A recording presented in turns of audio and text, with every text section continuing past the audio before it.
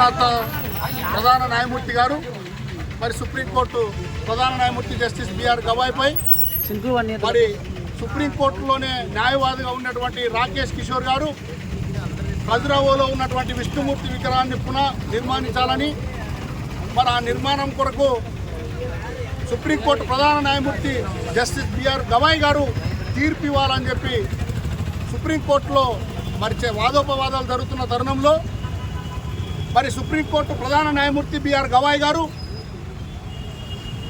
విష్ణుమూర్తి విగ్రహం కోర్టు పరిధిలోకి రాదు, బ్రిటిష్ కాలం నాటి నుండి మరి విష్ణుమూర్తి విగ్రహానికి తలకాయ లేకుండా ఉంది, దాన్ని పునర్నిర్మాణం చేపట్టడానికి తీర్పు ఇవ్వడానికి సుప్రీంకోర్టు పరిధిలోకి రాదు, ఇది కోర్టు అంశం కాదు, పురావస్తు శాఖకు మీరు మరి సంప్రదించండి, పురావస్తు శాఖ వాళ్ళు పరిశీలించి విష్ణుమూర్తి విగ్రహాన్ని పునః ప్రారంభించడానికి అవకాశం ఉంటుందని చెప్పి జస్టిస్ బిఆర్ గవాయ్ గారు మరి లాయర్కి తెలపడంతో మరి రాకేష్ కిషోర్ అనే న్యాయవాది సుప్రీంకోర్టు ప్రధాన న్యాయమూర్తి మాటలు వినకుండా నువ్వు మనోధర్మానికి వ్యతిరేకివి, సనాతన ధర్మానికి వ్యతిరేకివి, నువ్వు మరి విష్ణుమూర్తి విగ్రహానికి తీర్పు ఇవ్వడంలో నిర్లక్ష్యం చేస్తూ ఉన్నావు, నువ్వు దుర్మార్గుడు అని చెప్పి బూటుతో దాడి చేయడం ప్రజాస్వామ్యంపై దాడి చేయడం అవుతోంది, రాజ్యాంగంపై దాడి చేయబోతుంది, పార్లమెంటరీ వ్యవస్థపై దాడి చేయడం అవుతుంది.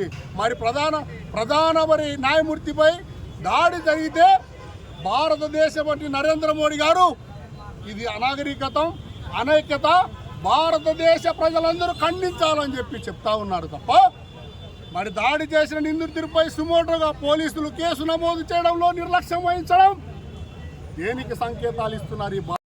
సమానత్వం ఆర్థికంగా, రాజకీయంగా, సామాజికంగా, విద్యా, ఉద్యోగ, ఉపాధి రంగాల్లో అభివృద్ధి చేపడతామని రాష్ట్ర ప్రభుత్వాలు, కేంద్ర ప్రభుత్వాలు చెబుతున్నప్పటికీ కుల వివక్షత రూపాలు మారింది, కానీ కుల వివక్షత నిర్మూలించడంలో రాష్ట్ర కేంద్ర ప్రభుత్వాలు నిర్లక్ష్యం వహిస్తాయని చెప్పి సందర్భంగా తెలియపరుస్తా ఉన్నా. సుప్రీంకోర్టు ప్రధాన న్యాయమూర్తి జస్టిస్ బిఆర్ గవాయ్ వారిపై ఒక మతోన్మది సనాతన ధర్మాన్ని పాటించేటువంటి లాయరు తలకాయ లేని విగ్రహానికి తీర్పు ఇవ్వాలని మరి వాదనిస్తే అది కోర్టు పరిధిలోది కాదు, పురావస్తు శాఖకు అర్జీ పెట్టుకోండి, వాళ్ళు పునర్నిర్మాణం చేయడానికి అవకాశం కల్పిస్తారంటే నువ్వు బుద్ధిజం వ్యక్తివి, అంబేద్కరిజం వ్యక్తివి అని చెప్పి షూతో దాడి చేయడం ఇది దుర్మార్గం అని చెప్పి ఈ సందర్భంగా నేను తెలియపరుస్తా ఉన్నా. దశాబ్దాల కాలంగా దళితులు, బడుగు బలహీన వర్గాలపైన దాడులు జరుగుతూనే ఉన్నాయి. ఇప్పటికీ గ్రామాల్లో దేవాలయ ప్రవేశాలు లేవు, దేవాలయ కమిటీల్లో మెంబర్లుగా, చైర్మన్లుగా లేరు, ఉత్సవాల్లో, ఊరేగింపుల్లో దళితులు భాగస్వామ్యులు. 30 సంవత్సరాలుగా మా నాయకులు కుల వ్యవస్థ అంటరానితనానికి వ్యతిరేకంగా స్వేచ్ఛ, సమానత్వం కోసం ఆర్థికంగా, రాజకీయంగా, సామాజికంగా, విద్యా, ఉద్యోగ, ఉపాధి రంగాల్లో మా జాతులు అభివృద్ధి చెందాలనే లక్ష్యంతోనే ఉద్యమాలు చేస్తూ ఉన్నారు.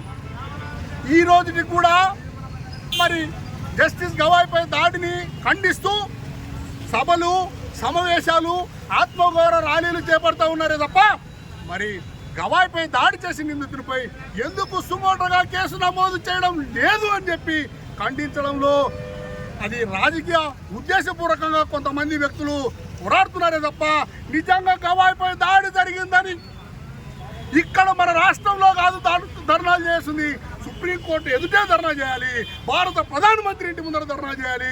పలు రాష్ట్రాల ముఖ్యమంత్రులు ఈరోజు సుప్రీంకోర్టు ప్రధాన న్యాయమూర్తిపై దాడిని ఖండిస్తూ ఉన్నారే, అది సుమోటోగా కేసు నమోదు చేసి నిందితులను అరెస్ట్ చేయడంలో ఎందుకు నిర్లక్ష్యం వహిస్తూ ఉన్నారు అని చెప్పి నేను ఖండిస్తూ ఉన్నా. ఈరోజు సుప్రీంకోర్టు ప్రధాన న్యాయమూర్తిపై దాడి జరిగిందని అందరూ ఖండిస్తున్నప్పటికీ మరి సుప్రీంకోర్టు ఒక దళితుడు కాబట్టే దాడి జరిగింది. అదే సుప్రీంకోర్టు ప్రధాన న్యాయమూర్తి అగ్ర కులస్తులంటే దాడి చేసిండేవారా? దాడి చేసిన నిందితుడిని ఇంతసేపు ఉంచేవారా? దాడి చేసి కోర్టులో నుంచి బయటికి రాకమునిపే అరెస్ట్ చేసి రిమాండ్ పెట్టేవారు. తెలంగాణ రాష్ట్రంలో ఒక రౌడీ షీటర్ కానిస్టేబుల్ని హత్య చేశాడని చెప్పి ఆ రాష్ట్ర పోలీస్ యంత్రాంగం ఒక వ్యక్తిని ఎన్కౌంటర్ చేసింది. మేము సంతోషిస్తున్నాం.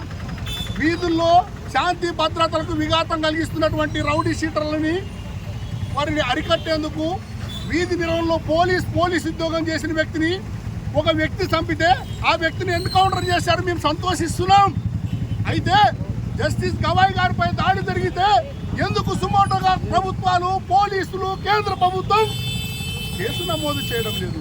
అతన్ని ఇంతవరకు ఆ దాడి చేసిన రాకేష్ కిషోర్ న్యాయవాది సుప్రీంకోర్టు న్యాయమూర్తిపై దాడి చేసిన దాన్ని నేను సమర్థించుకుంటున్నాను. సనాతన ధర్మానికి ఆ సుప్రీంకోర్టు వ్యతిరేకి. సనాతన ధర్మం అంటే ఏంటే?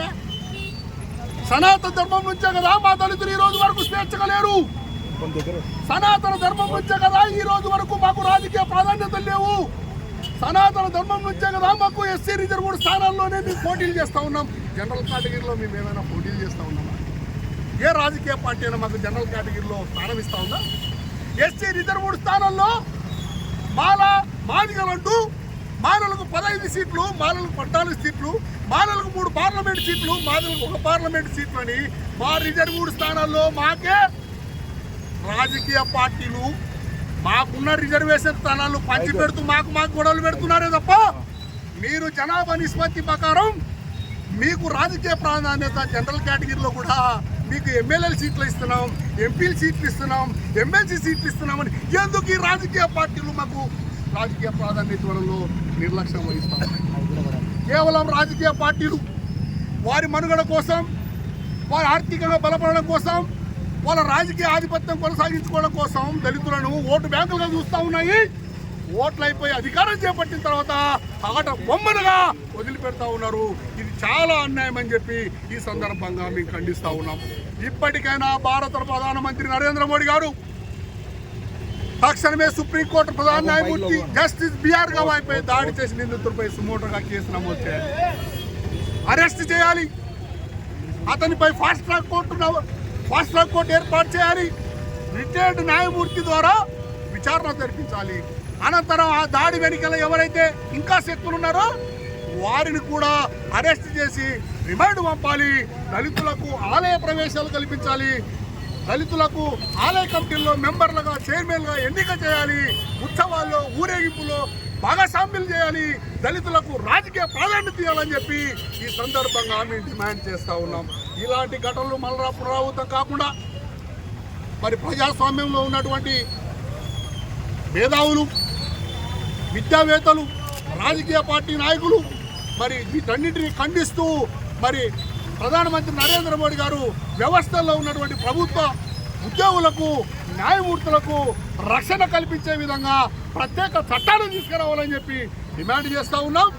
మరి దళితులపై దాడులు జరిగితే చర్యలు తీసుకునేంత వరకు ఎంఆర్పిఎస్ఎస్ పోరాటం చేస్తూ ఉందని చెప్పి ఈ సందర్భంగా తెలియపరుస్తూ ఉన్నా. నా పేరు టిఎం రమేష్, ఎంఆర్పిఎస్ఎస్ రాష్ట్ర వర్కింగ్ ప్రెసిడెంట్. जोहार डॉक्टर बाबू जगत जीवन राव, जोहार डॉक्टर बाबू जगत जीवन राव, वर्धिल्लाली भारत राज्य।